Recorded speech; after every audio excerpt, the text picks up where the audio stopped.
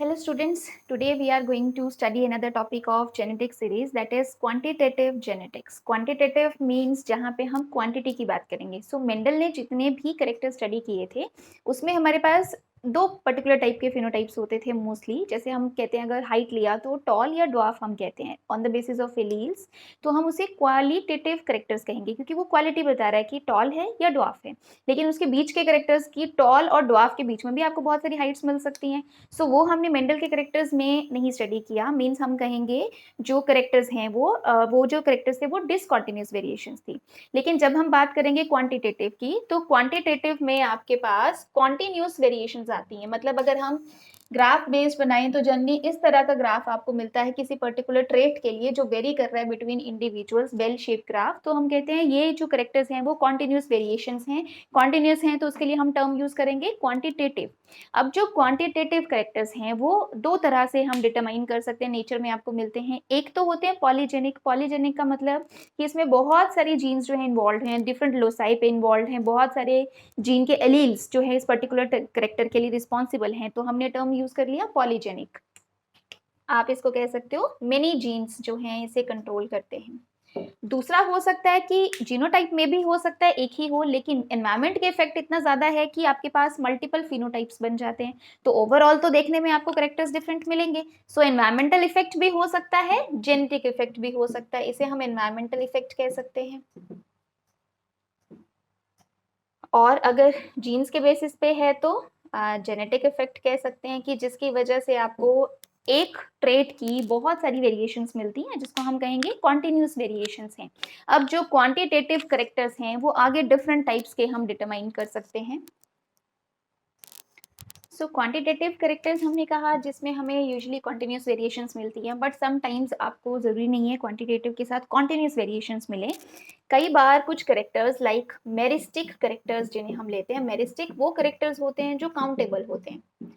सो अब सपोज हम किसी डॉग के केस में या कोई भी एक एनिमल है जिसके केस में हम उसका लिटर साइज चेक कर रहे हैं. लिटर साइज और you can say clutch size, मतलब एक टाइम की रिप्रोडक्शन में वो कितने प्रोजेनी या कितने आगे ऑफस्प्रिंग्स देता है. तो अगर हम डॉग एनिमल उसके केस में कहें तो आपके पास लिटर साइज नंबर वेरी कर सकता है. 4 भी मिल सकता है, 5 भी, 6 भी, 7 भी, 10 तक भी जा सकता है. तो एक तरह से देखा जाए तो आपके पास जो फिनोटाइप्स हैं वो बहुत सारे मिल सकते हैं.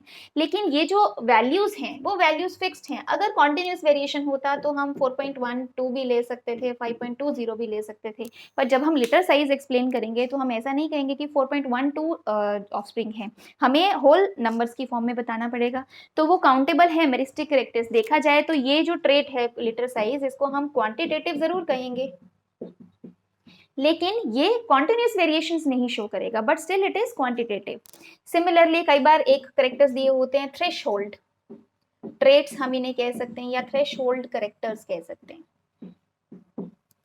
अगर हम इस ट्रेट की बात करें, सपोज कोई ऑर्गेनिज्म है और हम ये चेक कर रहे हैं कि उसमें ससेप्टेबिलिटी टू डिजीज कैसा है. तो ये जो ससेप्टेबिलिटी है इसके केस में आपको बेल शेप ग्राफ मिल सकता है. लेकिन जब हम इस इंडिविजुअल का पर्टिकुलर फिनोटाइप देखेंगे तो कंडीशंस आपके पास दो ही बनेंगी, या तो वो पर्सन डिजीज्ड है या तो वो पर्सन नॉर्मल है. आपको बीच की वैल्यूज नहीं मिलेंगी. लेकिन अगर ससेप्टेबिलिटी बात करें तो वो आपको कॉन्टिन्यूस मिल सकता है. तो आपके पास हम ये कह सकते हैं कि एक लेवल ऐसा होगा कि जब हम कहेंगे उस पर्सन जो है वो डिजीज शो कर देगा, मतलब उसके पास डिफरेंट डिफरेंट चेंजेस आ रहे हैं. जब तक उसकी ससेप्टेबिलिटी धीरे धीरे बढ़ रही है तो उसके पास कई चेंजेस ऐड ऑन होते जा रहे हैं, ऐड ऑन हो रहे हैं. तो इसलिए हम कहेंगे ये क्वांटिटेटिव ट्रेट है. ये क्वांटिटेटिव ट्रेट आप लोगे जरूर, लेकिन इस क्वांटिटेटिव ट्रेट में आपके पास रिजल्ट दो ही हम देंगे, या तो वो डिजीज है या तो वो नॉर्मल है. अब इससे पहले, इस वैल्यू से पहले, जिसको हम थ्रेशोल्ड वैल्यू लेते हैं, इसीलिए हम इस ट्रेट को थ्रेशोल्ड ट्रेट्स भी कहते हैं. जिस वैल्यू के अबव जितने भी इंडिविजुअल्स होंगे वो डिजीज्ड, उस वैल्यू से बिलो हम जितने भी इंडिविजुअल्स लेंगे उनको कहेंगे नॉर्मल. पर जब हम ससेप्टेबिलिटी की बात करें तो डिफरेंट डिफरेंट जीन्स का एड ऑन होता जा रहा है, तो आपको उतना उतना वो डिजीज की तरफ को बढ़ रहा है. तो इसलिए ये ट्रेट जो है वो क्वांटिटेटिव है. लेकिन अगर हम रिजल्ट देखें तो आपके पास फिनोटाइप्स दो ही आएंगे. एक्सट्रीम आप कह सकते हो, या तो वो नॉर्मल होगा या तो वो डिजीज्ड होगा. हम रिजल्ट्स जो हैं वो दो ही फॉर्म में शो कर सकते हैं। जैसे मेरिस्टिक में आप हर कोई जो नंबर ले रहे थे वो रिजल्ट है, 4 लेटर साइज आ गया तो वो भी एक तरह से एक फिनोटिपिक एक्सप्रेशन हुआ। इस केस में प्रॉब्लम क्या थी कि आप बीच की वैल्यूज नहीं ले सकते, आप कॉन्टिन्यूस वेरिएशन में पॉइंट्स में शो नहीं कर सकते, आपको एक नंबर्स, होल नंबर्स ही शो करना पड़ेगा। लेकिन ये सारे ही ट्रेट हम ले सकते हैं, they are quantitative. Quantitative genetics में अब हम फर्स्ट स्टडी कर सकते हैं पॉलीजेनिक इनहेरिटेंस। इससे पहले हमने ये देखा कि अगर सपोज कोई ट्रेट कॉन्टिन्यूस वेरिएशन शो नहीं भी कर रहा है तब भी वो क्वांटिटेटिव ट्रेट हो सकता है। जैसे कि मेरिस्टिक कैरेक्टर्स की वो कॉन्टिन्यूस शो नहीं करता था लेकिन फिर भी क्या है, क्वांटिटेटिव है। इवन दो कि अगर हमें फिनोटिपिक एक्सप्रेशन एक या दो ही वैल्यूज मिल रही हैं, स्टिल हम काउंट कर सकते हैं कि वो ट्रेट जो है वो क्वांटिटेटिव है। लाइक हमने नॉर्मल और डिजीज पर्सन का देखा, आपके पास एक्सप्रेशन दो ही है लेकिन स्टिल जब हम उसको देखते हैं उसकी इनहेरिटेंस तो हम ये कहेंगे ससेप्टिबिलिटी के बेसिस पे कि वो क्वांटिटेटिव है। अब अगर ह्यूमंस के केस में देखा जाए तो height, human height, blood pressure, intelligence, ये सब क्या है, क्वांटिटेटिव ट्रेट्स हैं। बट ऐसा जरूरी नहीं है कि अगर हाइट हमने एक बार कह दिया तो वो हमेशा क्वांटिटेटिव माना जाएगा। अब मेंडल ने जो पी का स्टडी किया था हाइट, उसमें टॉल और ड्वार्फ दो ही कैरेक्टर्स हमने लिए थे तो वो क्वालिटेटिव था। सो ये डिपेंड करता है किसी पर्टिकुलर ट्रेट पे कि उसका जो कंट्रोल है वो किस तरह का है, मल्टीपल जीन्स कंट्रोल कर रहे हैं या उस जीनोटाइप पे एनवायरमेंट का इफेक्ट कितना है, उसके अकॉर्डिंग हमें कॉन्टिन्यूस वेरिएशंस मिलती हैं। या हम कह सकते हैं अगर नहीं भी मिल रही हैं तो वो क्वांटिटेटिव है या क्वालिटेटिव, वो उसकी स्टडीज पे डिपेंड करेगा। अब जो स्टडीज थी वो फ्रांसिस गैल्टन ने किया था, बायोमेट्रिशियन था ये, और उसने हाइट और इंटेलिजेंस को स्टडी किया बाय स्टैटिस्टिकल मेथड्स। और ये तो बात क्लियर थी कि उसका जो इनहेरिटेंस था वो डिफरेंट था, मेंडल के लॉ के बेसिस पे वो एक्सप्लेन नहीं हो पा रहा था। देन जॉर्ज यूडनीयूल ने 1906 में, जो एक मैथमेटिशियन था, उसने बहुत ये स्टडी किया कि बहुत सारे जीन्स भी इन्वॉल्व हो सकते हैं किसी पर्टिकुलर ट्रेट के लिए और उसकी वजह से हमें कॉन्टिन्यूस वेरिएशंस मिलती हैं। सो अब हमारे पास डिफरेंट करेक्टर्स हैं जो हम ले सकते हैं। लाइक अगर हम ह्यूमंस की बात करें तो ह्यूमंस की हाइट, इंटेलिजेंस, ब्लड प्रेशर वो हम काउंट कर सकते हैं पॉलीजेनिक इनहेरिटेंस में। या हम जैसे अब एक प्लांट का एग्जांपल ले लेते हैं, कर्नल कलर जो है वीट में देखा गया, तो इसमें बेसिकली देखा गया कि पॉलीजेनिक इफेक्ट कैसे होता है। तो ये देखा कि अगर इसमें एलील्स, सपोज हमने ए और बी से रिप्रेजेंट किया, वाइल्ड टाइप को हम पॉजिटिव से रिप्रेजेंट कर रहे हैं, तो जब वाइल्ड टाइप एलील्स, ये आपका होगी जो डोमिनेंट एलील्स थी, ये जब प्रेजेंट थी तो 4 अगर एलील्स हमारे पास प्रेजेंट थी, 4 डोज हम इसको कह सकते हैं, तो आपके पास जो कलर आया दैट वाज पर्पल। जब हमारे पास सिर्फ 3 डोमिनेंट थी या सिर्फ 3 हम कहेंगे वाइल्ड टाइप है और एक म्यूटेटेड है, तो हमारे पास कलर आया डार्क रेड। कौन सा एलील होगा वो तो आप कॉम्बिनेशन कोई भी बना सकते हो, मतलब आप ऐसे भी ले सकते हो। 3 आपके पास होनी चाहिए, जस्ट कॉम्बिनेशन हम कोई भी ले सकते हैं। बस ओवरऑल ये समझना है कि अगर 4 के 4 एलील्स डोमिनेंट हैं तो कलर हमारे पास कर्नल कलर क्या आया था, पर्पल। अगर हमारे पास 3 हैं तो डार्क रेड। अगर हमारे पास 2 हैं, सपोज कॉम्बिनेशन कोई भी हम ले लेंगे तो हम कह देंगे रेड। सपोज हमारे पास एक ही है एलील तो लाइट रेड। और अगर कोई भी एलील इसमें से डोमिनेंट नहीं है, सब के सब आप म्यूटेटेड लेते हो, तो हमें कलर मिलता है वाइट।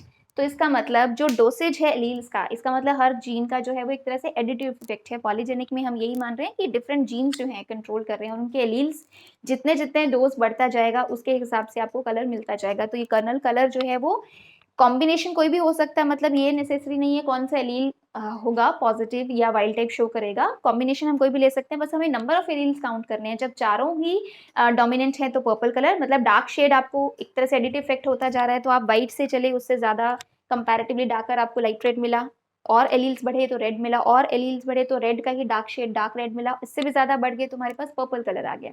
इसका मतलब सारे के सारे जीन्स जो हैं यहाँ पे एडिटिव इफेक्ट शो कर रहे हैं। This is polygenic inheritance.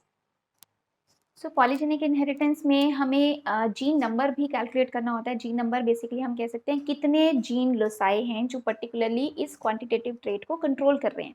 Gene number basically gene loci represent कर रहा है जो उस पर्टिकुलर ट्रेट को कंट्रोल कर रहा होगा। वो हम कैसे डिटरमाइन कर सकते हैं, हम F2 प्रोजेनी जो हमें दिया होता है उसका वैल्यू हम निकालते हैं 1/4 n के बेसिस पे। ये जितने इंडिविजुअल्स निकलेंगे वो F2 प्रोजेनी में निकलेंगे। F2 प्रोजेनी में इतने इंडिविजुअल्स हैं that resemble each of the original homozygous parent, homozygous parent की तरह होंगे वो, तो इतने इंडिविजुअल्स हैं। अब इसमें n कि कैसे हम वैल्यू लेंगे, n क्या है, n represents number of loci with a segregating pair of alleles affecting the trait. इसका मतलब n की वैल्यू हम यहाँ से निकाल सकते हैं कि कितनी है, जितनी n की वैल्यू आएगी उतने ही लोसाई होंगे जो उस पर्टिकुलर ट्रेट को कंट्रोल कर रहे होंगे। और अगर या तो हमें n की वैल्यू पता है तो हम F2 में प्रोजेनी में निकाल सकते हैं कितने इंडिविजुअल्स हैं जो पेरेंट की तरह होंगे। अगर हमें प्रोजेनी का नंबर दे रखा है कि इतने इंडिविजुअल्स हैं they are similar to homozygous parent, तो हम ये कैलकुलेट कर सकते हैं how many number of gene loci are controlling this particular trait. आपको इनमें से कोई एक वैल्यू हमें गिवन होगा और दूसरा हम निकाल सकते हैं। सपोज जैसे अब हम ये देते हैं कि जो पेरेंट्स हैं दो, उनके बीच में 16 सेंटीमीटर हाइट का डिफरेंस है। ठीक है, मतलब एक ड्वार्फ एक टॉल है, लेकिन बीच में भी आपको बहुत सारी वेरिएशंस मिलेंगी और टोटल डिफरेंस जो आता है हाइट का वो हमारे पास 16 सेंटीमीटर है। Now suppose it is given that in F2 progeny there are 1/256 individuals that resemble parents. सो इसका मतलब हमें ये वाला वैल्यू गिवन है ऑलरेडी, हमें टोटल डिफरेंस भी बता दिया गया है एंड F2 प्रोजेनी में इतने इंडिविजुअल्स हैं जो पेरेंट्स को रिजेंबल करते हैं। सो आपके पास 1/256 वैल्यू कब आ सकता है, जब हम देखें कि 1/4 रेज्ड पावर n, यहाँ से हम n की वैल्यू कैलकुलेट कर सकते हैं। बेसिकली हमारे पास n की वैल्यू कितनी आ जाएगी, 4 raised power 4। 4 raised power 4 means 4 को हम 4 टाइम्स मल्टीप्लाई करेंगे तो आपके पास 16 इंटू 16 256 आ जाएगा। तो इसका मतलब हमारे पास n की वैल्यू क्या आ गई, 4। अगर हमें F2 प्रोजेनी दे रखी है, कितने इंडिविजुअल्स हैं जो पेरेंट को रिजेंबल करते हैं, तो वहां से हम n की वैल्यू कैलकुलेट कर सकते हैं। अब n की वैल्यू हमने कैलकुलेट कर लिया 4। इसका मतलब जो ये हम हाइट वाला ट्रेट ले रहे हैं जो क्वांटिटेटिव है, उसको कंट्रोल करने में कितने लोसाई मतलब कितने जीन्स इन्वॉल्व हैं, आपके पास 4 जीन लोसाई इन्वॉल्व हैं। अब आपको पता है कि एक जीन के हम 2 एलील्स कंसीडर करते हैं अगर ये डिप्लॉयड इंडिविजुअल है, तो आपके पास if n is 4 that means genes are 4. If genes are 4 then number of alleles, एक जीन का आपको पता है 2 एलील्स होते हैं, तो 4 जीन के कितने हो जाएंगे, आपके पास 8 एलील्स आ जाएंगे। इसका मतलब इस ट्रेट के लिए जीन्स कितने हैं, 4, और टोटल एलील्स कितने हो जाएंगे, 8। अब हमें ये देखना है कि हर एक एलील का कंट्रीब्यूशन कितना है, वो हम कैसे कैलकुलेट करेंगे। आपको पता है टोटल डिफरेंस कितना है, 16 सेंटीमीटर। इसका मतलब 16 सेंटीमीटर का जो डिफरेंस है उसको कंट्रोल कौन कर रहा है, 8 एलील्स। सो हम यहाँ सिंपली ये कह सकते हैं कि अगर मुझे कॉन्ट्रीब्यूशन लेना है एक एलील का, contribution of 8 alleles कितना है, 16 centimetre. So contribution of 1 allele will be 16/8, that means 2 centimetre. तो अगर मेरे पास 8 के 8 एलील्स डोमिनेंट हैं तो मेरे पास सीधा डिफरेंस हाइट का कितना आ जाएगा, 16 सेंटीमीटर। अगर सपोज मेरे पास 4 ही एलील्स हैं डोमिनेंट, 1 एलील डोमिनेंट है तो कितना मिल गया, 2 सेंटीमीटर। 2 होंगे तो 4 सेंटीमीटर, 3 होंगे, आप उसको मल्टीप्लाई कर सकते हो क्योंकि हर जीन का हमें क्या मिलता जाएगा, एडिटिव इफेक्ट। सो हमें टोटल ये पता होना चाहिए एक्सप्रेशन क्वांटिटेटिव ट्रेट कितना कंट्रोल किया जा रहा है। अगर हमारे पास F2 इंडिविजुअल्स पता है तो हम नंबर ऑफ जीन्स निकाल सकते हैं, अगर नंबर ऑफ जीन्स पता है तो हम F2 इंडिविजुअल्स कैलकुलेट कर सकते हैं और उसके बेसिस पे हम एक एलील का कंट्रीब्यूशन भी कैलकुलेट कर सकते हैं। अब आपको कोई भी पर्टिकुलर टाइप का जीनोटाइप दिया हो, अगर आपके पास एक एलील का कंट्रीब्यूशन आपको पता है तो आप उनमें जितने जीन्स डोमिनेंट होंगे उन सबका कंट्रीब्यूशन कैलकुलेट किया जा सकता है। उसके अकॉर्डिंग हर प्लांट की हाइट भी कैलकुलेट की जा सकती है। आपके पास जितने एलील्स डोमिनेंट होंगे उसके अकॉर्डिंग हम मल्टीप्लाई करेंगे और आपके पास हर प्लांट का हाइट आ जाएगा। सो क्वांटिटेटिव जेनेटिक्स में हम इस तरह से कैलकुलेट करते हैं। पॉलीजेनेटिक इनहेरिटेंस हो, पॉलीजेनिक में हम ये देखेंगे हर एलील का या एक पर्टिकुलर जीन का कंट्रीब्यूशन कितना है।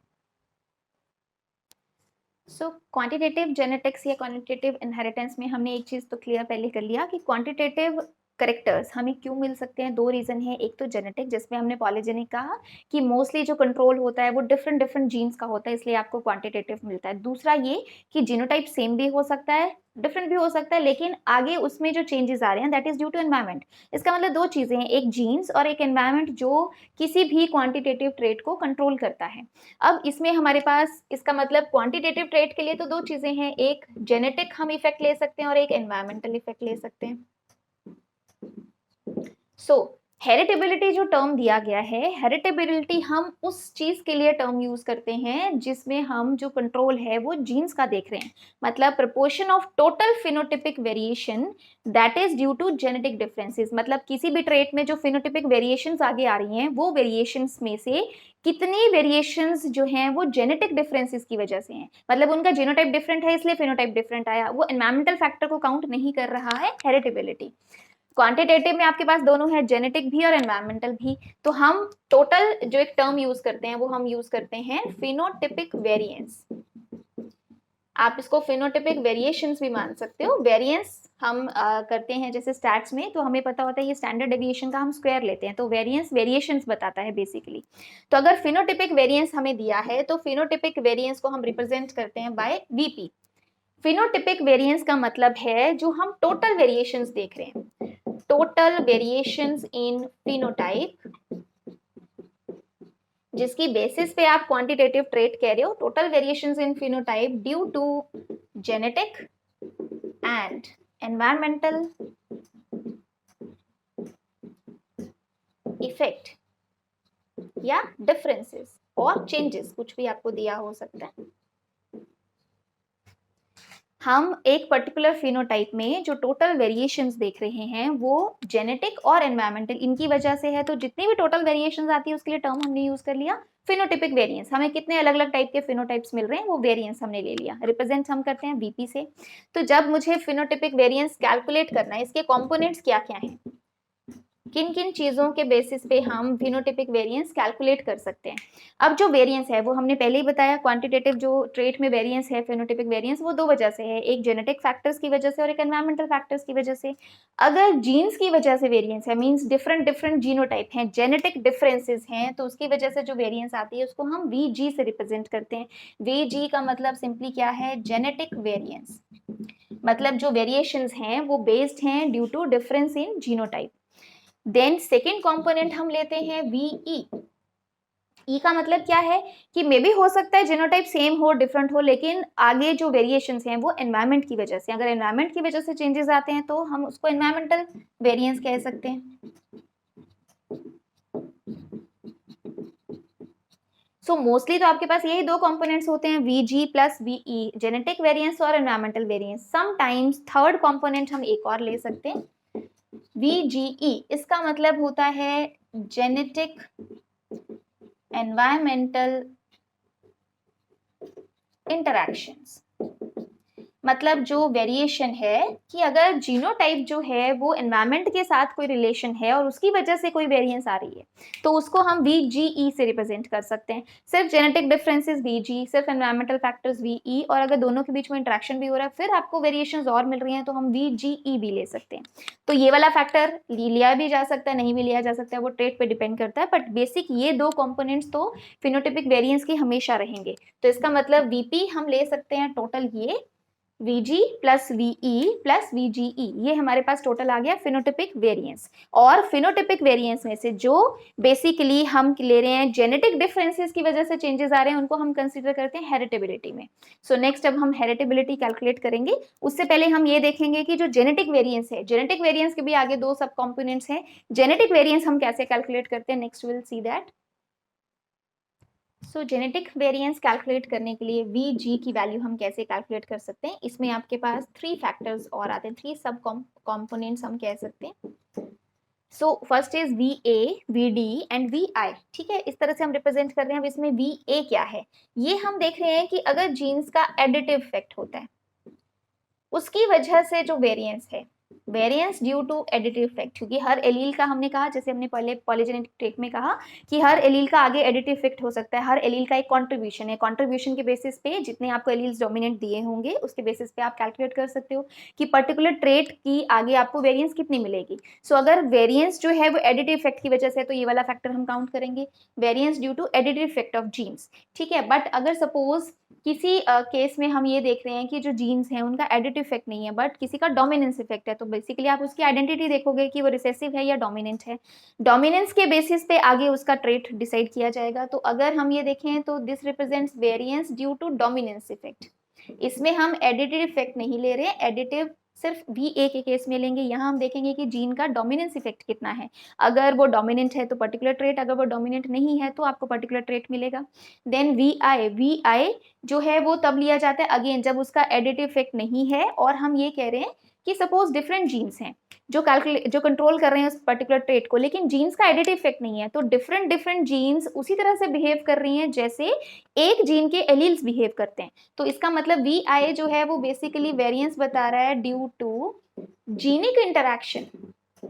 अगर डिफरेंट जीन है, आई फॉर इंटरैक्शन हम ले रहे हैं, डिफरेंट जीन्स हैं, अगेन एडिटिव इफेक्ट नहीं होगा और उनकी आपस में इंटरैक्शन होगी, तो अल्टीमेटली क्योंकि सभी में जीन्स इन्वॉल्व हैं, चाहे डोमिनेंस इफेक्ट देख रहे हैं, रिसेसिव इफेक्ट देख रहे हैं, जीन इंटरैक्शन देख रहे हैं, एडिटिव इफेक्ट देख रहे हैं, सारे जेनेटिक कंपोनेंट्स है, इसलिए सब कंट्रीब्यूट किस में करेंगे, जेनेटिक वेरिएंस में। तो VG को हम ऐसे भी कैलकुलेट कर सकते हैं। समटाइम्स फिनोटिपिक वेरिएंस है, तो फिनोटिपिक वेरिएंस में हम VG के कंपोनेंट्स को भी लिख सकते हैं सब कंपोनेंट्स में, तो हम इसको VP ऐसे भी लिखा जा सकता है VA plus VG plus VI plus VE plus VGE। मतलब हम फिनोटिपिक वेरिएंस को जेनेटिक वेरिएंस के कंपोनेंट्स को ब्रेक करके सब कंपोनेंट्स लिख के भी हम फिनोटिपिक वेरिएंस का टोटल इक्वेशन दे सकते हैं कि इसके इतने कंपोनेंट्स हैं। आप ये भी कह सकते हो कि ये तीन जो है बेसिकली कंट्रीब्यूट कर रहे हैं to VG genetic variance. Heritability को हम 1 या 2 टाइप्स में कैलकुलेट कर सकते हैं। फर्स्ट हम लेंगे, first type of heritability is broad sense heritability. So हमने पहले ही इसका डेफिनेशन ये किया था कि कितना टोटल फिनोटिपिक वेरिएशन में से VP में से कितना जो वेरिएंस है वो जेनेटिक डिफरेंसेस की वजह से है। तो बेसिकली हम ब्रॉड सेंस हेरिटेबिलिटी में ये देख रहे हैं कि जेनेटिक वेरिएंस कितना है out of phenotypic variance. Basically हम प्रोपोर्शन देख रहे हैं कि टोटल फिनोटिपिक वेरिएंस में से कितना पोर्शन जो है वो जेनेटिक वेरिएंस है, तो बेसिकली हम इनकी रेशियो ले लेते हैं। सो हम इसको ऐसे रिप्रेजेंट कर सकते हैं VG by VP। Out of VP कितना पोर्शन जो है वो VG की वजह से है, तो उसको हम कहेंगे ब्रॉड सेंस हेरिटेबिलिटी। हेरिटेबिलिटी ये निकालता है कि टोटल फिनोटिपिक वेरिएशन में से कितनी variations due to genetic differences है, तो हम इसको h स्क्वायर से, हेरिटेबिलिटी है h स्क्वायर से रिप्रेजेंट करते हैं। सो h स्क्वायर सिंपली कैसे कैलकुलेट करेंगे, VG बाय VP, और इसको आप इलेबोरेट करके लिख सकते हो। VP की जगह आपको VG प्लस VE दिया होता है मोस्टली, अदरवाइज थर्ड कंपोनेंट भी दिया हो सकता है VGE, but most of the time हम ये दो कंपोनेंट्स के बेसिस पे निकालते हैं। तो VG by VG plus VE अगर ये दिया है तो that represents broad sense heritability. अब सपोज जो h स्क्वायर की वैल्यू है, टोटल जो रेंज है वो 0 to 1 है, मतलब आपको h स्क्वायर की वैल्यू 0 to 1 मिल सकती है। अगर हमें h स्क्वायर 0 दिया है, इसका मतलब हेरिटेबिलिटी क्या है, 0। हेरिटेबिलिटी क्या बताता है कि कितनी वेरिएशंस हैं जो जेनेटिक डिफरेंसेस की वजह से है। तो अगर हमें h 0 दे रखा है, h स्क्वायर 0 दे रखा है, इसका मतलब हेरिटेबिलिटी 0 है। That means out of phenotypic variation जो जेनेटिक डिफरेंसेस की वजह से वेरिएशन थी वो 0। ये 0 का मतलब जो फिनोटिपिक वेरिएशंस हैं, टोटल फिनोटिपिक वेरिएंस है, उसमें जेनेटिक वेरिएंस जो है वो है ही नहीं। मतलब फिनोटिपिक जितनी भी वेरिएशंस आ रही हैं उसमें जीनोटाइप की वजह से कोई डिफरेंसेस नहीं है, कोई जेनेटिक वेरिएशंस नहीं है फिनोटिपिक वेरिएंस में, तभी आपके पास फैक्टर क्या आया, 0। मतलब VG का कंट्रीब्यूशन 0 है टू VP, तभी आपके पास जब रेशियो लेंगे तो हमारे पास 0। इस केस में जो डिफरेंसेस आ रहे हैं वो किसकी वजह से आएंगे, सिर्फ एनवायरमेंटल डिफरेंसेस। मतलब h स्क्वायर अगर 0 है तो इसका मतलब जीन्स की वजह से कोई डिफरेंस नहीं है, जो वेरिएशंस आपको मिल रही हैं phenotypic variance, that is due to environment only. जब हम ये मानेंगे कि फिनोटिपिक वेरिएशंस जो हैं वो सिर्फ और सिर्फ एनवायरमेंट की वजह से, उसमें जीनोटाइप का कोई रोल नहीं है, तो मेरे पास h स्क्वायर की वैल्यू क्या आएगी, 0। अब सपोज हम कहते हैं कि h स्क्वायर की वैल्यू 1 है, 1 इज मैक्सिमम वैल्यू, तो ये वैल्यू हमें क्या बताता है कि जो फिनोटिपिक वेरिएशंस हमें मिल रही हैं, फिनोटिपिक वेरिएंस है, that is all due to genetic differences only. जितनी भी हमें वेरिएशंस मिली वो सिर्फ और सिर्फ जेनेटिक वेरिएशंस की वजह से मिली। यहाँ पे एनवायरनमेंट का रोल नहीं है, क्योंकि आपके पास हेरिटेबिलिटी की वैल्यू मैक्सिमम है। मैक्सिमम तभी आएगा जब मेरे पास ये और ये बराबर हूं। इसका मतलब जो वीपी है वो सारा किसकी वजह से होगा, वीजी की वजह से। तो वीजी बाय वीजी आपके पास 1 वैल्यू आएगी। इसका मतलब जब ये वैल्यू दे रखा है तो हम ये कहेंगे हेरिटेबिलिटी मैक्सिमम है। मतलब जितनी भी फिनोटिपिक वेरिएशंस हमें मिल रही हैं वो वेरिएशन सिर्फ और सिर्फ जेनेटिक फैक्टर्स की वजह से, जेनेटिक डिफरेंसेस की वजह से है। यहाँ पे एनवायरनमेंट का रोल नहीं है।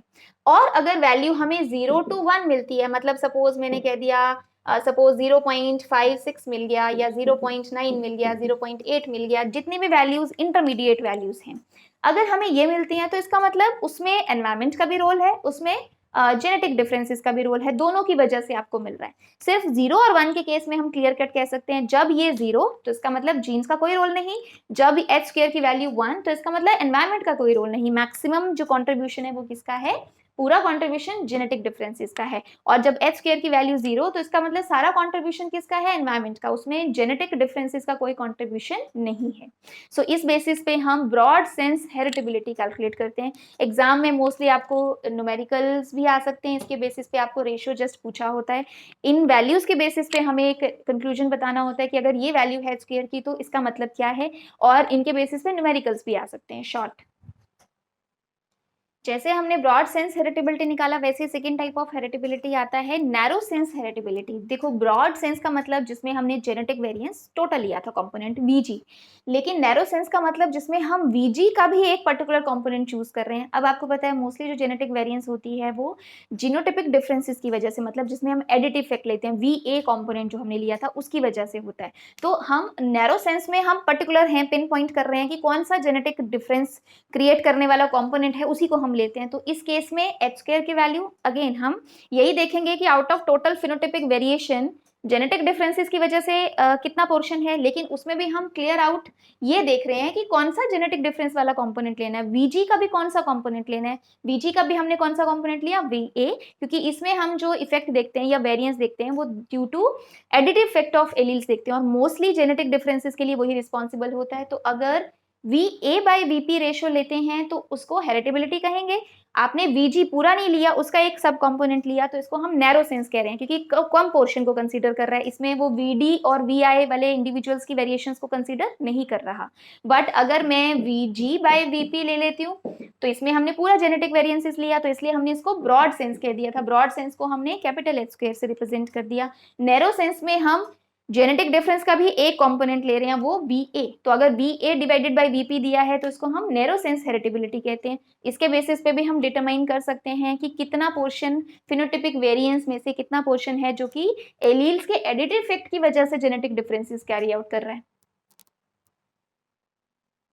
Now how to calculate heritability. तो बेसिकली हेरिटेबिलिटी की हमने दो टाइप्स भी देख लिया, हम रेशियो के बेसिस पे भी कैलकुलेट कर सकते हैं। न्यूमेरिकल्स में हमें कैसे कैलकुलेट करना होता है heritability by elimination of variance components. कुछ वेरिएंस कंपोनेंट्स को हम एलिमिनेट करके उसको सिंप्लीफाई कर सकते हैं। लाइक सपोज हमें ये क्लियर है कि वीपी फिनोटिपिक वेरिएंस जो थी टोटल, वो हमने कैसे कैलकुलेट की थी। बेसिकली हमारे पास ये फॉर्मूला था,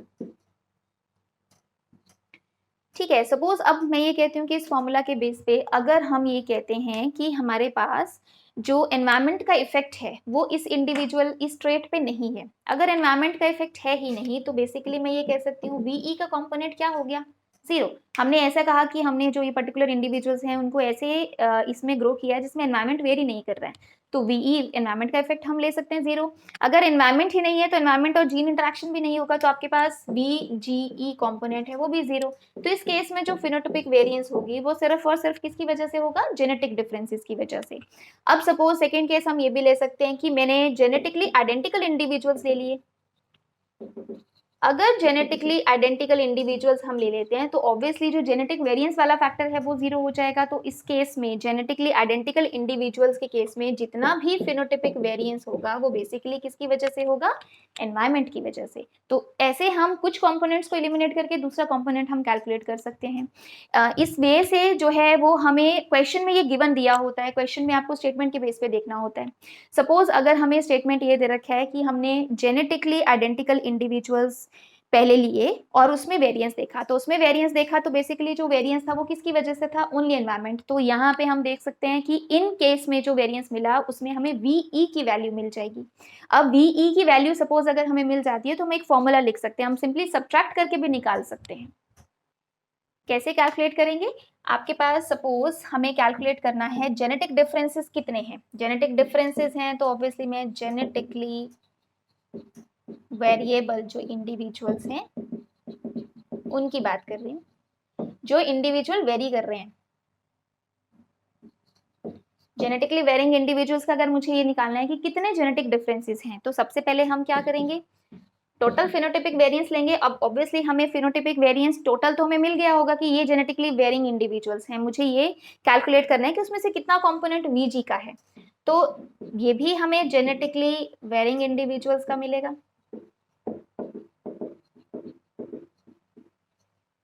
इसमें से हम माइनस कर देंगे वीई। देखो वीई हमने कब कैलकुलेट कर लिया था, जब हमने पहले जीनोटाइप को फिक्स कर लिया कि वो आइडेंटिकल है, फिर देखा उस पे एनवायरमेंट का इफेक्ट कितना है, तो हमें आइडेंटिकल इंडिविजुअल्स का वीई मिल चुका है। तो यहाँ पे हम जेनेटिकली आइडेंटिकल इंडिविजुअल्स का लिख सकते हैं। बेसिकली मैं ये कह सकती हूँ कि अगर मेरे पास जीनोटाइप एक ही हो तो एनवायरमेंट का कितना इफेक्ट है वो हमने ऑलरेडी देख लिया। हमारे पास टोटल उस ट्रेट की फिनोटाइपिक वेरिएंस भी होगी। अब मुझे ये देखना है कि इस ट्रेट पे जीन्स की वजह से कितना इफेक्ट आया है। तो अगर मुझे जेनेटिक वेरिएंस देखना है, वीजी देखना है, तो जेनेटिक वेरिएबल होंगे वो इंडिविजुअल, जीनोटाइप डिफरेंट डिफरेंट होंगे। हमने उसका इफेक्ट कैसे देखा, टोटल में से हमने माइनस कर दिया एनवायरमेंटल वेरिएंस। एनवायरमेंटल वेरिएंस हम पहले निकाल चुके थे, कैसे, जब हमने जेनेटिकली आइडेंटिकल इंडिविजुअल्स पे इफेक्ट देख लिया उस ट्रेट, पर्टिकुलर ट्रेट के लिए उसी एनवायरमेंट में। तो अब आप यहाँ से वीजी कैलकुलेट कर सकते हो। टोटल तो हमें पता होगी, उसमें से हमने माइनस कर दिया एनवायरमेंट का इफेक्ट कितना है, एनवायरमेंट का इफेक्ट माइनस कर दिया, तो जो बाकी बचा वो हम क्या ले रहे हैं कि वो जेनेटिकली वेरिंग इंडिविजुअल्स का क्यों आपको वेरिएशंस मिली, क्योंकि उसमें जीनोटिपिक डिफरेंसेस थे। तो आप इस बेसिस पे भी कैलकुलेट कर सकते हो कि टोटल जेनेटिक वेरिएंस जो है वीजी कंपोनेंट कितना है। अगर आपने आगे हेरिटेबिलिटी निकालनी है, सिंपली है, हमें वीजी की वैल्यू मिल जाएगी, वीपी हमें ऑलरेडी पता था, तो वीजी बाय वीपी करके आपको हेरिटेबिलिटी मिल जाएगा कि कितना पोर्शन जो है फिनोटिपिक वेरिएंस में वो जीनोटिपिक डिफरेंसेस की वजह से था। तो यहाँ से आप एच स्क्वायर की वैल्यू निकाल सकते हो, वीजी बाय वीपी। बेसिकली हमें फिनोटिपिक वेरिएंस तो पूरा पता होता है, लेकिन ये नहीं पता होता कि फिनोटिपिक वेरिएंस में से कितना कंपोनेंट एनवायरमेंट की वजह से, कितना जो है डिफरेंस वो जीनेटिक डिफरेंसेस की वजह से है। तो आपको वीपी की वैल्यू तो ऑलवेज गिवन होती है। हेरिटेबिलिटी कैलकुलेट करने के लिए हमें वीजी की वैल्यू निकालनी पड़ती है। अब वीजी की वैल्यू ऐसे नहीं कैलकुलेट की जा सकती, आप एनवायरमेंट का इफेक्ट जरूर कैलकुलेट कर सकते हो अगर आप जीनोटाइप को फिक्स कर देते हो। अगर एक बार आपको एनवायरमेंटल का इफेक्ट पता चल गया, आप उसको माइनस कर दो टोटल फिनोटिपिक वेरिएंस में से, तो आपके पास कंपोनेंट कौन सा आ जाएगा, वीजी, और इसके बाद हम हेरिटेबिलिटी कैलकुलेट कर सकते हैं। Let's understand this by a question. Suppose हमें गिनी पिग्स दे रखे हैं, आपको क्वेश्चंस में इसी तरह से स्टेटमेंट दिया होता है, गिनी पिग्स हमें दे रखे हैं और गिनी पिग्स में ये देखा गया कि जो टोटल फिनोटिपिक वेरिएंस थी वो 540 मिली। सपोज हमने किसी स्केल पे इसको कैलकुलेट कर लिया, वेरिएंस हमें 540 मिला। अब क्या किया गया, इन्हीं गिनी पिग्स को इनब्रीड किया गया फॉर सेवरल जनरेशंस। जब उसको बहुत जनरेशंस के लिए इनब्रीडिंग किया गया तो ऑब्वियसली हमें प्योर लाइंस या हम कहेंगे होमोजाइगस मिलेंगे, या आप कह सकते हो जो जीनोटिपिकली वो आइडेंटिकल होंगे। जब जीनोटिपिकली आपने सेवरल जनरेशंस के लिए कर दिया, हम ज्यूम कर रहे हैं कि वो जीनोटिपिकली आइडेंटिकल होंगे, फिर वीपी कैलकुलेट किया गया तो वीपी जो है हमें सपोज 300 मिला। तो अब डिफरेंस क्या हुआ, पहले भी आपने फिनोटिपिक वेरिएंस कैलकुलेट किया था वो ज्यादा था, लेकिन जब आपने उसकी इनब्रीडिंग की सेवरल जनरेशंस के लिए तो हम एज्यूम कर रहे हैं वो जीनोटिपिकली क्या हो चुके हैं, आइडेंटिकल, फिर हमें फिनोटिपिक वेरिएंस कम मिला। तो ऑब्वियसली अब जो हमें फिनोटिपिक वेरिएंस मिल रहा है वो क्यों मिला, जीनोटाइप तो सेम है, फिर भी वेरिएंस मिल रही है, वो क्यों मिला होगा, क्योंकि उनका जो इफेक्ट है वो एनवायरमेंट की वजह से है। तो मैं अब एज्यूम कर सकती हूँ कि ये जो डेटा मुझे मिल रहा है, यहाँ पे जो वीपी है वो किसके बराबर होगा, वीई। यहाँ वीजी कंपोनेंट तो जीरो होगा, क्यों जीरो है, क्योंकि जीनोटिपिकली वो सारे क्या हैं, आइडेंटिकल हैं। यहाँ पे जो वेरिएंस है वो किसकी वजह से, सिर्फ एनवायरमेंट की वजह से। तो अब मुझे इन गिनी पिग्स का ये निकालना है कि हेरिटेबिलिटी कितना है। तो इस गिनी पिग्स के केस में जो जेनेटिकली वेरिएबल थे पहले, उनकी हेरिटेबिलिटी हम कैसे कैलकुलेट कर सकते हैं, वीजी बाय वीपी। अब आपको वीपी, जब ये जेनेटिकली वेरिएबल थे तो वीपी हमें दे रखा है, ये वीपी हम एज्यूम कर रहे हैं जो वीजी प्लस वीई के वजह से आपको मिला है। यहाँ पे हमने कैलकुलेट कर लिया कि एनवायरमेंट का इफेक्ट कितना है। अब आपको वीई की वैल्यू पता है तो हम यहाँ से क्या करेंगे, वीजी की वैल्यू कैलकुलेट करेंगे। वीजी हमें पता है वीपी माइनस वीई, सेम वही, ये जो वीजी निकलेगा वो किसका, जो जेनेटिकली वेरिएबल होंगे तभी वीजी कंपोनेंट है। ये वीपी टोटल वेरिएंस जो जेनेटिकली वेरिएबल थे वो हमें दे रखा है, और ये जो वीई है वो हम तब निकाल सकते हैं जब आपके पास जीनोटिपिकली आइडेंटिकल इंडिविजुअल हो, सिर्फ एनवायरमेंट का इफेक्ट हो, वो आपको यहाँ दे रखा है। तो हमने सिंपली क्या करना है, वीजी की वैल्यू कैलकुलेट करनी है। वीजी की वैल्यू हम 540 माइनस 300 करेंगे, तो सपोज आपके पास आंसर आ गया 240। दैट मीन्स जेनेटिक डिफरेंसेस की वजह से कितनी वेरिएंस आई, 240। अब हेरिटेबिलिटी हम सिंपली कैलकुलेट करेंगे, 240 को डिवाइड कर देंगे बाय 540, टोटल जो आपके पास था और जो वीजी का कंपोनेंट था। अब आप इसको डिवाइड करके जो आपके पास आंसर आता है वो टोटल हेरिटेबिलिटी है। हमें सिर्फ ये देखना होता है स्टेटमेंट के अकॉर्डिंग कि हमें क्या क्या कंपोनेंट दे रखा है। तो जब हमें जेनेटिकली वेरिएबल इंडिविजुअल्स का टोटल वीपी दिया है, इसका मतलब वो जेनेटिक प्लस एनवायरमेंट दोनों की वजह से है। लेकिन जब आपको ऐसे दिया हो कि उनको इनब्रीडिंग किया गया, या दिया हो कि जीनोटिपिकली आइडेंटिकल हैं, क्लोन्स हैं, जब ऐसा दिया है तो जो फिनोटिपिक वेरिएंस मिलती है वो सिर्फ और सिर्फ एनवायरमेंट की वजह से मिलती है। तो उसमें से हम इजीली कैलकुलेट कर सकते हैं कि जेनेटिक डिफरेंसेस की वजह से कितना फिनोटाइपिक वेरिएंस है। वो अगर आपने कैलकुलेट कर लिया तो हेरिटेबिलिटी इजीली कैलकुलेट किया जा सकता है। Second method to calculate heritability is by parent offspring regression analysis. Correlation regression हम स्टडी करते हैं statistical methods के बेसिस पे। तो जस्ट एक आइडिया आपको होना चाहिए जिसके इसमें हम दो चीजें काउंट करते हैं। हम क्या करते हैं, पेरेंट और ऑफस्प्रिंग और डिफरेंट फैमिलीज को कंसीडर करते हैं, तब ये डाटा कैलकुलेट किया जाता है। तो अगर बहुत सारी हम फैमिलीज लेते हैं उसके बेसिस पे अब हम क्या करेंगे, मीन पेरेंटल फिनोटाइप देखेंगे, मतलब एवरेज पेरेंट्स में जो एवरेज फिनोटाइप मिलता है वो हमने इस तरफ ले लिया। वैसे ही मीन ऑफस्प्रिंग फिनोटाइप, ऑफस्प्रिंग में हमें जो एवरेज फिनोटाइप मिला, क्योंकि हमने बहुत सारी फैमिलीज कंसीडर की हैं। अब उनको हम प्लॉट करते हैं, ये एक्स एक्सिस ये वाई एक्सिस, और उसके बाद हम ग्राफ चेक करते हैं। तो आपके पास डिफरेंट डिफरेंट जगह पे आपको डिफरेंट डिफरेंट पॉइंट्स मिलते हैं। एक एक पॉइंट जो है वो एक फैमिली रिप्रेजेंट करेगा, ठीक है। आपको मतलब ये जो कर्व मिल रहा है वो डिफरेंट पॉइंट्स के बेसिस पे, और एक पॉइंट जो है वो एक फैमिली बताता है। तो हमें पॉइंट्स के बेसिस पे नहीं जाना है, हम कर्व देखेंगे। सो अगर हमें कर्व ऐसे स्ट्रेट लाइन मिलता है, इसका मतलब ये जो कर्व है वो क्या बता रहा है कि मीन पेरेंटल फिनोटाइप कितना भी चेंज हो रहा है, ऑफस्प्रिंग का फिनोटाइप वही रह रहा है। इसका मतलब कोई रिलेशन नहीं है ऑफस्प्रिंग के फिनोटाइप में और पेरेंटल फिनोटाइप में। इस केस में हम कहेंगे एच स्क्वायर की वैल्यू क्या है, 0। इसका मतलब जो हमने एडिटिव फैक्टर की एच स्क्वायर, हम नैरो सेंस हेरिटेबिलिटी यहाँ पे कैलकुलेट कर रहे हैं। इसका मतलब जो जेनेटिक डिफरेंसेस थे ड्यू टू एडिटिव फैक्ट की वजह से फिनोटाइपिक वेरिएंस में हमें कोई कंट्रीब्यूशन नहीं मिला, यहाँ पे 0 है। इसका मतलब जितनी भी फिनोटाइपिक वेरिएंस हमें मिल रही है यहाँ पे हम कंसीडर कर रहे हैं, वो किस वजह से है, सिर्फ एनवायरमेंट की वजह से। यहाँ पे जेनेटिक कंट्रीब्यूशन कुछ नहीं है। अगर हमें ऐसी लाइन मिलती है, कोई रिलेशन नहीं है इनके बीच में। अब अगर सपोज हमें स्ट्रेट इस तरह से लाइन मिलती है, तो हमें एच स्क्वायर की वैल्यू क्या मिल रही है, 1, और 1 मैक्सिमम वैल्यू है, तो वो क्या रिप्रेजेंट कर रहा है, जितनी भी फिनोटाइपिक वेरिएंस है वो किस वजह से है, वो ड्यू टू जेनेटिक डिफरेंसेस है। इसमें हम एनवायरमेंट का कोई रोल नहीं ले रहे हैं, तो आपको एच स्क्वायर की वैल्यू 1 मिलेगी। तो आपके पास स्लोप ऐसे आएगा, ठीक है, +1 हम स्लोप कह सकते हैं इसे। और अदरवाइज इसके बीच में और इसके बीच में जितने भी टाइप के आपको एंगल्स मिल सकते हैं जहां पे एच स्क्वायर की वैल्यू डिफर करेगी, वहां हम क्या कंसीडर कर रहे हैं कि ये जो केस है यहाँ पे जेनेटिक फैक्टर्स की वजह से भी है और एनवायरमेंटल फैक्टर्स की वजह से भी है हेरिटेबिलिटी। जेनेटिक प्लस एनवायरमेंटल तो हमेशा 0 और 1 के बीच की वैल्यू आएगी। अगर सिर्फ और सिर्फ यहाँ पे हम कहेंगे 1 वैल्यू है, तो सिर्फ किसकी वजह से, ओनली जेनेटिक डिफरेंसेस की वजह से। यहाँ हेरिटेबिलिटी दोनों की वजह से, यहाँ सिर्फ जेनेटिक डिफरेंसेस की वजह से, और यहाँ हम कहेंगे सिर्फ एनवायरमेंटल फैक्टर की वजह से। यहाँ एनवायरमेंट की वजह से हेरिटेबिलिटी मिलेगा, यहाँ जेनेटिक का कोई रोल नहीं है। तो हम यहाँ पे आपको 3 जो आपको कर्व्स मिलती हैं, रिग्रेशन एनालिसिस हम कहते हैं। अब हम चाहें तो फॉर्मूला के बेस पे भी कैलकुलेट कर सकते हैं। वैसे तो ये आपको सीएसआर पॉइंट ऑफ व्यू से ऐसे क्वेश्चंस नहीं आते हैं, बट यू शुड नो कि अगर हम एच स्क्वायर की वैल्यू कैलकुलेट करें सिर्फ रिग्रेशन के बेसिस पे, अगर हम यहाँ पे एक वीजी और वीपी वाले कॉम्पोनेंट्स नहीं लेते हैं, तो यहाँ सिर्फ रिग्रेशन के बेसिस पे कर रहे हैं, तो बी रिप्रेजेंट रिग्रेशन कॉफिशिएंट। तो यहाँ पे ये रिग्रेशन है against mean of both parents। हम ऑफस्प्रिंग का चेक कर रहे हैं against mean of both parents. Regression अगर हम दोनों पेरेंट्स के अगेंस्ट चेक करें तो आपको एच स्क्वायर की वैल्यू हम सिंपली बी से कैलकुलेट कर सकते हैं। बट अगर हमें सिर्फ एक पेरेंट कैलकुलेट करना है, मतलब हम ऑफस्प्रिंग का देख रहे हैं regression against mean of only one parent,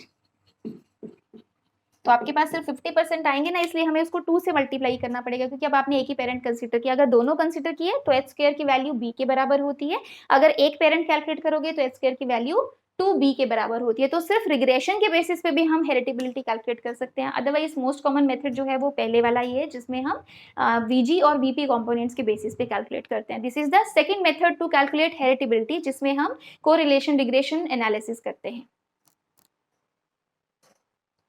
Third method to calculate heritability is based on the degree of relatedness. Degree of relatedness basically हम ये देख रहे हैं कि दो इंडिविजुअल जिनको हम कंसीडर कर रहे हैं वो जेनेटिकली कितने रिलेटेड हैं। ऑब्वियसली जितना ज़्यादा क्लोज रिलेशनशिप होगा जेनेटिकली, हम ये ज्यूम कर सकते हैं कि उतने ही जीन्स उनमें क्या होंगे, कॉमन होंगे। More close individuals have more genes in common, मतलब जितनी ज़्यादा डिग्री ऑफ रिलेटेडनेस है उतना ही ज़्यादा हम कह सकते हैं उनके बीच में हेरिटेबिलिटी काउंट करने के लिए आपको जेनेटिक डिफरेंसेस उतने ज़्यादा आप कैलकुलेट कर सकते हो। हेरिटेबिलिटी डिग्री ऑफ रिलेटेडनेस के बेसिस पे कैसे कैलकुलेट करते हैं, हम इस केस में क्या लेंगे, आर की वैल्यू लेंगे। आर क्या होता है, कोरिलेशन कॉफिशिएंट, मतलब हम जेनेटिक रिलेटेडनेस देखते हैं आर से। तो अब हमने यहाँ पे सपोज लिया एक केस जिसमें हम मोनोजाइगोटिक और डाइजाइगोटिक ट्विंस देख रहे हैं। ऑब्वियसली जो मोनोजाइगोटिक ट्विंस हैं उसके केस में आर की वैल्यू हम 1 ले सकते हैं, या आप कहोगे कितनी उनके बीच में रिलेशनशिप है, 100% है। और अगर हम डाइजाइगोटिक ट्विंस की बात करते हैं तो वो डिफरेंट जाइगोट से बने हैं, तो इसका मतलब उनके बीच में हम जो आर की वैल्यू लेंगे वो 0.5, या हम कहेंगे उनके बीच में जो रिलेशनशिप है वो कितना है, 50% है। एक तरह से ये एज्यूम कर रहा है कि जो ट्विंस हैं उनकी जो एनवायरमेंट है वो डिफरेंट है, मतलब जो मोनोजाइगोटिक ट्विंस हैं उनको भी अलग अलग एनवायरमेंट में रेयर किया गया है, या जो जेनेटिकली वेरिएबल डाइजाइगोटिक ट्विंस है उनका तो एनवायरमेंट है ही डिफरेंट अगर हम कंसीडर करते हैं। तो आप फॉर्मूला ये यूज कर सकते हो कि 2 into R, R means relation, genetic relatedness of monozygotic twins minus relatedness of dizygotic twins। तो हम इस बेसिस पे निकाल सकते हैं। वैसे ही अगर हम ट्विंस नहीं लेते हैं तो हम सिबलिंग्स और फुल सिबलिंग्स और हाफ सिबलिंग्स के बेसिस पे निकाल सकते हैं कि उनके बीच में कितना हेरिटेबिलिटी का डिफरेंस आ रहा है। बट ये जो मेथड है वो बहुत ज़्यादा कॉमन नहीं है, क्योंकि ह्यूमन स्टडीज़ में इस तरह से देखना कि मोनोजाइगोटिक ट्विंस की एनवायरनमेंट हमेशा सेम हो या हमेशा डिफरेंट हो, सिमिलरली डाइजाइगोटिक ट्विंस की एनवायरनमेंट हमेशा डिफरेंट हो, ये कैलकुलेट करना बहुत डिफिकल्ट है और ये चांसेस भी बहुत कम होते हैं। सो यूजुअली ये वाला मेथड यूज नहीं किया जाता है, बट वी शुड नो कि हेरिटेबिलिटी को हम डिग्री ऑफ रिलेटेडनेस के बेसिस पे भी कैलकुलेट कर सकते हैं। सो सबसे कॉमन मेथड जो होता है वो वेरिएंस के बेसिस पे होता है। नेक्स्ट हम जो है वो रिग्रेशन एनालिसिस भी कर सकते हैं, और थर्ड हम जेनेटिक रिलेटेडनेस के बेसिस पे भी हेरिटेबिलिटी को कैलकुलेट किया जा सकता है। हेरिटेबिलिटी हम कैलकुलेट जरूर करते हैं, बट उसकी कुछ लिमिटेशंस हैं। लिमिटेशंस में हम क्या काउंट कर सकते हैं, it does not indicate degree to which a characteristic is genetically determined. मतलब हमें ये तो पता चलता है कि फिनोटिपिक वेरिएंस या जो वेरिएशंस हैं उसमें से कितनी वेरिएंस या वेरिएशंस जो हैं ड्यू टू जीन्स है, ये तो हमें आइडिया मिल जाता है कि जेनेटिक कंपोनेंट की वजह से कितनी वेरिएशन है। लेकिन अगर सपोज मैं एक जीन ही कैलकुलेट कर रही हूँ, अगर हमें एडिटिव इफेक्ट नहीं उसका सपोज मिल रहा है, तो हमें ये नहीं पता चल रहा है कि एक जीन या जो पर्टिकुलर जीन्स हैं वो किस लेवल तक उसको कंट्रोल कर सकते हैं। The degree to which a characteristic is genetically determined, मतलब किस लेवल तक जो करेक्टर का कंट्रोल है वो जीन्स की वजह से है। सो हमें जस्ट ये पता चलता है कितना पोर्शन जो है हेरिटेब वेरिएशंस का वो ड्यू टू जेनेटिक डिफरेंसेस है। हेरिटेबिलिटी सिर्फ इतना बताता है। दूसरा, हर पॉपुलेशन के लिए अगर मैं एक टाइम पे एक पॉपुलेशन को स्टडी कर रही हूँ एक पर्टिकुलर टाइम पीरियड में, तो उसी टाइम पीरियड में हम ये देखेंगे उसमें जीन्स क्या हैं प्लस एनवायरमेंट का इफेक्ट क्या है, उसके बेसिस पे हम हेरिटेबिलिटी कैलकुलेट करेंगे। तो ये एक पॉपुलेशन के लिए एक पर्टिकुलर टाइम के में हम कहेंगे वैल्यू फिक्स्ड है। अगर आपने उस पॉपुलेशन को चेंज कर दिया, एनवायरमेंट को चेंज कर दिया, टाइम पीरियड डिफरेंट ले लिया, तो ऑब्वियसली जो वैल्यूज हैं वो चेंज कर जाएंगी। आप उसको एक पॉपुलेशन में अगर हमने हेरिटेबिलिटी कैलकुलेट कर लिया, मैं इसको एक्स्ट्रापोलेट करके दूसरी पॉपुलेशन के लिए डिटरमाइन नहीं कर सकती, उस पॉपुलेशन में हमें अलग से स्टडी करना जरूरी है। दैट मीन्स हम ये कह सकते हैं हेरिटेबिलिटी जो है वो कभी भी एक पर्टिकुलर करेक्टर के लिए अगर हम काउंट करते हैं तो डिफरेंट पॉपुलेशंस में आपको जो डिफरेंसेस मिलते हैं वो क्यों मिलते हैं उसको बारे में हेरिटेबिलिटी कुछ नहीं बताता है। मतलब अगर मैं हाइट ही लेती हूँ तो अगर मुझे एक कॉन्टिनेंट में एक पर्टिकुलर ग्रुप में ये पर्टिकुलर हाइट मिलती है, दूसरे में मुझे दूसरी पर्टिकुलर हाइट मिलती है, वैल्यूज दोनों की अगर डिफरेंस है तो हाइट करेक्टर तो सेम रहा लेकिन वैल्यूज आपको डिफरेंट मिली, तो अब हम हेरिटेबिलिटी के बेसिस पे ये नहीं बता सकते कि ऐसा क्यों हुआ। हम ये ज़रूर कह सकते हैं कि इस पॉपुलेशन में जो वेरिएशंस हैं, उसमें जीन्स का कितना रोल है, दूसरी पॉपुलेशन में जो वेरिएशंस है, उसमें जीन का कितना रोल है, उसके बेसिस पे हम हेरिटेबिलिटी दोनों पॉपुलेशन की बता सकते हैं। पर दोनों पॉपुलेशन डिफर क्यों की हाइट में, वो डिफरेंसेस हम ज़्यादा नहीं बता सकते। ह्यूमन पॉपुलेशन में ये डिटरमाइन करना कि जो डिफरेंस है वो प्योरली ड्यू टू जीन्स है, ये प्योरली ड्यू टू एनवायरमेंट है, ये दोनों का इफेक्ट है, वो स्टडीज बहुत ही डिफिकल्ट होती हैं। अब अगर हम एक डेवलप्ड कंट्री ले लें और एक डेवलपिंग कंट्री ले लें, दोनों में हम ह्यूमन पॉपुलेशन, ह्यूमंस को कंसीडर कर रहे हैं, आपका जो ग्रुप है वो सेम है। हम सपोज ये भी मान लेते हैं कि दोनों के जो जेनेटिक कंपोनेंट्स है वो भी दोनों का सेम है, क्योंकि आपके पास स्पीशीज सेम है, पर दोनों के एनवायरमेंट में बहुत डिफरेंस होगा। अगर सपोज एनवायरमेंट भी सेम है, एक में न्यूट्रिशन ही आपने चेंज कर दिया, तो ऑब्वियसली जहाँ डेवलपिंग कंट्री होगा न्यूट्रिशन कम मिलेगा, तो उसमें हाइट्स जो है वो कंपेरेटिवली कम रह जाएंगी। तो वहां पे हम कह सकते हैं जो जेनेटिक डिफरेंसेस हैं उसकी वजह से हाइट की वैल्यू अलग आएगी। लेकिन एक डेवलप्ड कंट्री में जहाँ एनवायरमेंट ऑलमोस्ट सेम, अच्छा न्यूट्रिशन सब कुछ मिल रहा है, वहां जो आपको वेरिएशंस मिलेंगी वो ड्यू टू जीन्स ज्यादा मिलेगा। तो दोनों की वैल्यूज अलग अलग पॉपुलेशन में अलग अलग आपको मिल सकती है। हमें सिर्फ इतना पता चलता है कि फिनोटिपिक वेरिएशंस में से कितना कंपोनेंट जो है वो ड्यू टू जीन्स हम अलॉट कर सकते हैं।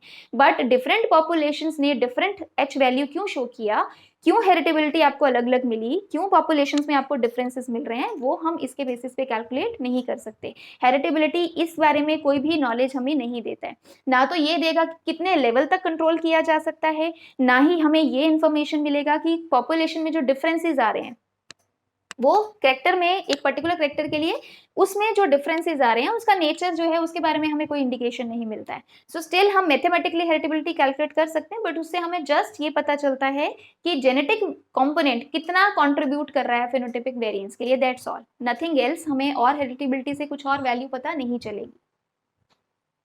Next related to heritability is QTL mapping. सबसे पहले हम ये देखेंगे क्यूटीएल क्या होते हैं। बेसिकली ये वो क्रोमोसोम रीजन्स हैं जिसमें जीन्स प्रेजेंट हैं और वो जीन्स जो हैं वो कंट्रोल कर रहे हैं पॉलीजेनेटिक ट्रेट को या पॉलीजेनेटिक करेक्टर को। तो उसको हम कहते हैं क्वांटिटेटिव ट्रेट लोसाई। ऑब्वियसली ये वो लोकस हैं, वो जीन्स हैं जो क्वांटिटेटिव ट्रेट को कंट्रोल कर रहे हैं, तो उनको हम क्यूटीएल्स कह देते हैं। सो पहले क्यूटीएल्स की स्टडी जो था वो बहुत डिफिकल्ट था, लेकिन अब बहुत सारे मार्कर्स ऐसे मिल गए हैं जिसके बेसिस पे हम क्यूटीएल मैपिंग कर सकते हैं। या बेसिकली हम क्या कंसीडर कर रहे हैं कि कोई भी पर्टिकुलर मॉलिक्यूलर मार्कर है, अगर उसका इनहेरिटेंस भी आपको किसी पर्टिकुलर क्वांटिटेटिव ट्रेट के अकॉर्डिंग मिलता है, मतलब ये मार्कर जो है उसका इनहेरिटेंस हमें किसी क्वांटिटेटिव ट्रेट के अकॉर्डिंग मिल रहा है। सपोज हमने हाइट ही ले लिया कि कितनी हाइट के बेसिस पे मार्कर का इनहेरिटेंस कैसा है, तो हम ये कह सकते हैं कि ये मार्कर जो है उस पर्टिकुलर क्यूटीएल, वो लोसाई जो उस ट्रेट को कंट्रोल कर रहा था, जैसे ट्रेट मैंने ले लिया हाइट, मतलब हाइट को कंट्रोल करने वाला जो क्यूटीएल है अगर वो उसके साथ कंसिस्टेंटली इनहेरिटेंस शो कर रहा है, तो हम कह सकते हैं ये मार्कर जो है वो उस क्यूटीएल के साथ एसोसिएटेड है। हम मार्कर की मैपिंग कर सकते हैं, तो बेसिकली आपको उस ट्रेट की इनहेरिटेंस भी पता चलता जाएगा कि क्यूटीएल का आगे डिस्ट्रीब्यूशन कैसा हो रहा है, डिस्ट्रीब्यूशन के बेसिस पे हमें किस पर्टिकुलर टाइप का फिनोटाइप मिल रहा है। तो अगर हम मार्कर्स यूज करते हैं विद क्यूटीएल, क्यूटीएल जस्ट वो हैं जो पॉलीजेनेटिक ट्रेट को कंट्रोल कर रहे हैं, तो हम उसको क्यूटीएल मैपिंग कह देंगे। इसमें आप बहुत सारी टेक्निक्स यूज कर सकते हैं, हम एसएनपीज, RFLP, SNP is single nucleotide polymorphism, RFLP restriction fragment length polymorphism. हम बहुत सारी टेक्निक्स हैं अब जिनके बेसिस पे हम मार्कर्स और क्यूटीएल मैपिंग कर सकते हैं। नाउ क्यूटीएल मैपिंग जो है जनरली कैसे किया जाता है, जिसमें हम क्या करते हैं, दो वेराइटीज का क्रॉसिंग कर देते हैं। सपोज आपके पास 1 and 2 वेराइटीज है और उसमें जो पर्टिकुलर पॉलीजेनेटिक ट्रेट हम देख रहे हैं, पॉलीजेनिक ट्रेट उसको हम चूज करते हैं और उसके बेसिस पे 2 डिफरेंट वेराइटीज को चूज करते हैं। वेराइटीज के आगे हम क्रॉसिंग करवाते हैं। आगे आपके पास जो F1 प्रोजेनी है, F1 प्रोजेनी को बैक क्रॉस किया जा सकता है विद पेरेंट्स, उसको टेस्ट क्रॉस किया जा सकता है। उसके बेसिस पे हम ये देखेंगे कि उसमें कौन सा पर्टिकुलर टाइप का क्यूटीएल जो है वो अकॉर्डिंग टू ट्रेट इनहेरिट किया जा रहा है। उस पर्टिकुलर क्यूटीएल मार्कर को हम यूज करेंगे फॉर स्टडीज और उसके बेसिस पे हम डिटरमाइन करते हैं कि कौन सी लोकेशन है क्रोमोसोम की जहां पे आपके पास उस ट्रेट के लिए जीन्स प्रेजेंट हैं। क्यूटीएल जो है वो बेसिकली वो जीन नहीं है, ये बेसिकली लोकस है। लोकस मतलब वो क्रोमोसोम रीजन की वो पोजीशन है जहां पे वो जीन्स प्रेजेंट हो सकते हैं। तो हम एक तरह से पिन पॉइंट कर रहे हैं वो location with this QTL mapping, और उसके बाद हम स्टडी करेंगे कि उस रीजन में कौन सा पर्टिकुलर जीन है जो एक्चुअली इस ट्रेट को कंट्रोल कर रहा था। तो ट्रेडिशनल स्टडीज तो ये हैं जिसमें हम क्रॉसिंग करते हैं, आगे इनकी जीनोटाइपिक स्टडीज करते हैं, बट ये मेथड थोड़ा सा स्लो हो जाता है, तो लेबर इंटेंसिव ज्यादा हो जाता है। तो रिसेंट अब हम क्यूटीएल मैपिंग जो है हम कह सकते हैं लिंकेज एनालिसिस के बेसिस पे, जिसको जीनोम वाइड एसोसिएशन स्टडीज कहा जाता है, कंसेप्ट वही है कि ऑब्वियसली जो जीन्स जो होंगे लिंक्ड होंगे तो उसमें रिकॉम्बिनेशन के चांसेस कम होंगे, जो जीन्स दूर दूर प्रेजेंट होंगे उसमें रिकॉम्बिनेशन के चांसेस ज्यादा होंगे। तो जब आप क्रॉसेस करोगे या लिंकेज एनालिसिस करोगे तो ऑब्वियसली जहां रिकॉम्बिनेंट ज्यादा मिल रहे हैं इसका मतलब उनकी लोकेशन दूर है, अगर रिकॉम्बिनेंट्स कम मिल रहे हैं इसका मतलब उनकी लोकेशन पास में है, और लोकेशन के बेसिस पे हम क्रोमोसोम रीजन्स देखेंगे, फिर हम वहां से डिटरमाइन कर सकते हैं कौन सा जीन जो है वो उसको कंट्रोल कर रहा है। तो क्यूटीएल मैपिंग जो है जस्ट बेसिकली आपको पॉलीजेनिक कैरेक्टर्स को देखने के लिए कि उन कैरेक्टर्स का कंट्रोल कौन कौन सी जीन है और वो जीन्स क्रोमोसोम रीजन्स में कहाँ लोकेटेड है, बेसिकली वो हमें क्यूटीएल मैपिंग बताता है।